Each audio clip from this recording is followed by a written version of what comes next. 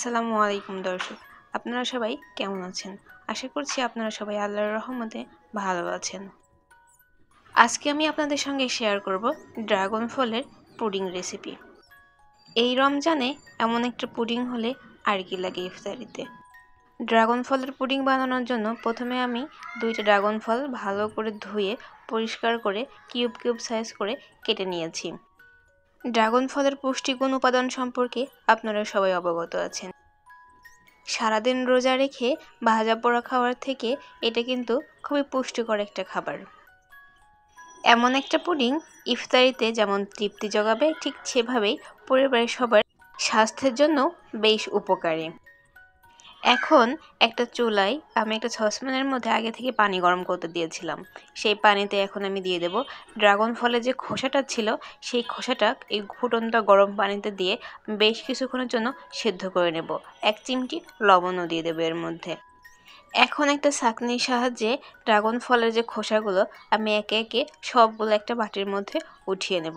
এরপর একটা বাটিতে পরিমাণ মতো আগার আগার পাউডার দিয়ে এরপর কিছুটা পানি দিয়ে ভালোভাবে মিশিয়ে নিব। আগার আগার পাউডারটি ডিম ও দুধ ছাড়া পুডিং বানাতে পুডিংটাকে জমাট বাঁধার জন্য ব্যবহার করা হয়ে থাকে। এখন এই গরম পানিতে আমি আগার আগার পাউডারটা দিয়ে দিব। এরপরে আমি এখানে অ্যাড করব 1 কাপ পরিমাণে চিনি।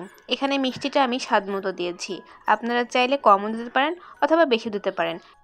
অনেকেই আছেন যারা কড়া মিষ্টি খেতে পছন্দ করেন, আবার অনেকেই আছেন যারা হালকা মিষ্টি খেতে পছন্দ করেন।